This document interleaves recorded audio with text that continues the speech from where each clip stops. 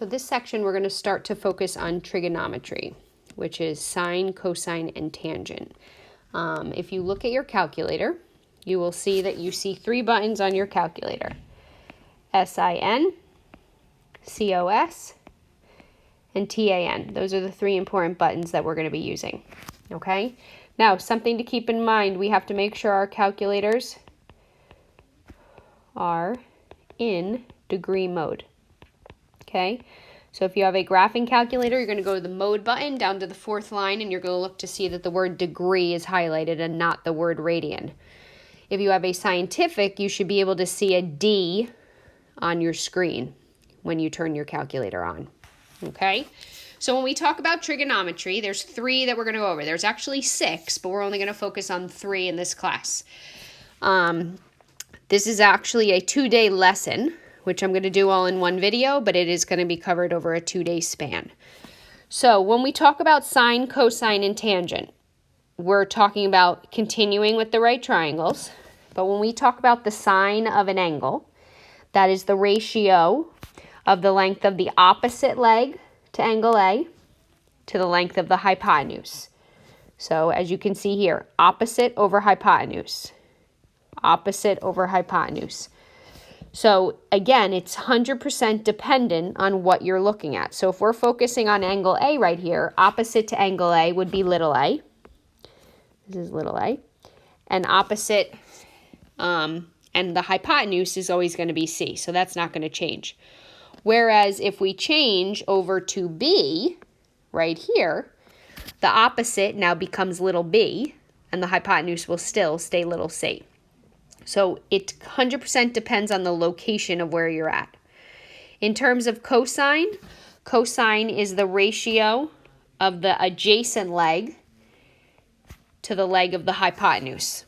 So it's the adjacent side. That's the one that's next to the angle that's being referenced. So tangent is the final one, and tangent is the ratio of the length of the opposite leg. So it's the opposite over the adjacent.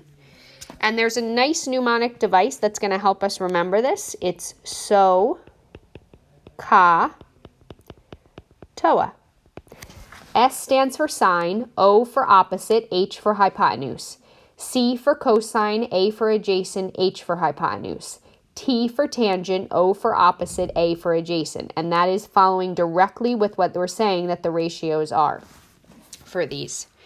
All right, so we're going to express each ratio as a simplified fraction. So I'm going to focus on only one letter at a time. So I'm going to focus on P first, and I'm going to label. So C is the hypotenuse. Okay, so actually let me label it not with C, but with hypotenuse. 15 to P would be the opposite side, and 8 would be considered to be the adjacent side. So if I'm doing sine, sine is opposite over hypotenuse. That would be 15 over 17. Tangent is opposite over adjacent, which would be 15 over 8. And cosine of P, which is number 2, should be adjacent over hypotenuse, which is 8 over 17. So that's just angle P. Now if I switch gears to Q here, the hypotenuse is still going to stay the hypotenuse, but what you're going to find is the opposite is now 8, and the adjacent is now 15. So sine is opposite over hypotenuse, which is going to now be 8 over 17. Cosine is adjacent over hypotenuse, which is going to be 15 over 17. And tangent is opposite over adjacent, which is going to be 8 over 15. So colors are super helpful, just so that you can see location-wise in terms of where things fall.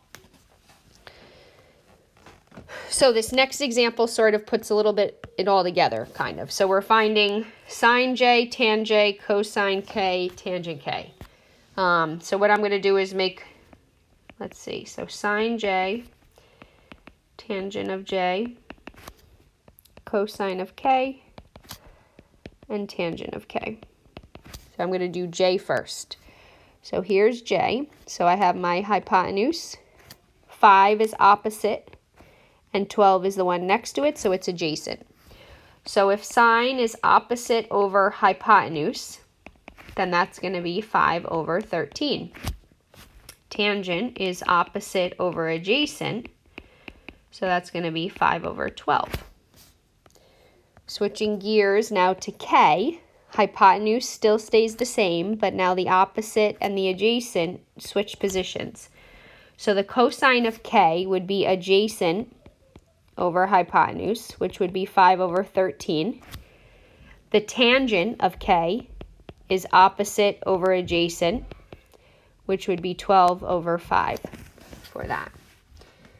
All right, so this can keep going. We might be asked to do word problems, and we are going to do that in the whole entire next section.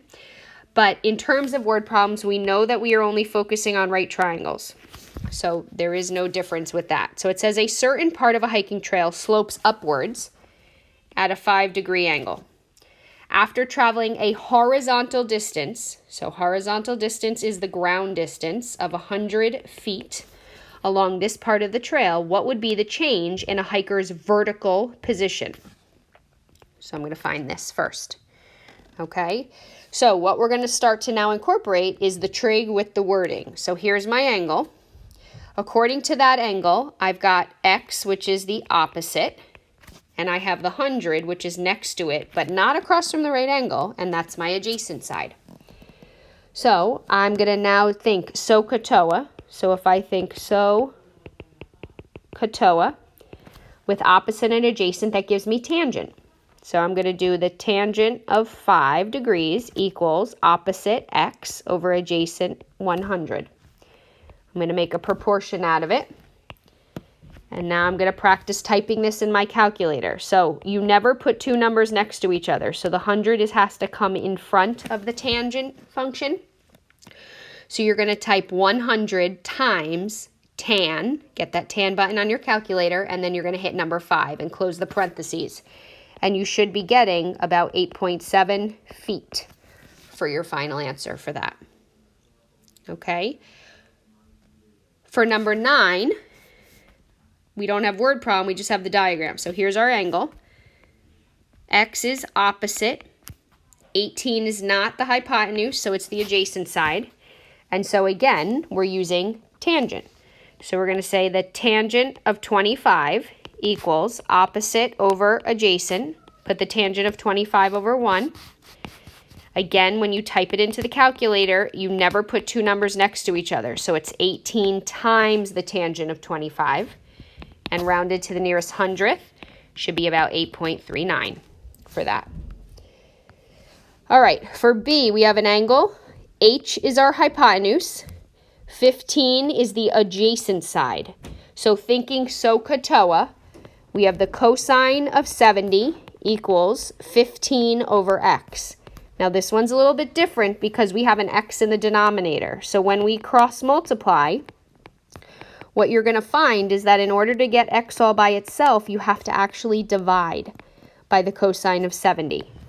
So when you do that, you get 15 divided by the cosine of 70, which should put you somewhere in the ballpark of 43.86 for a final answer for that. Okay?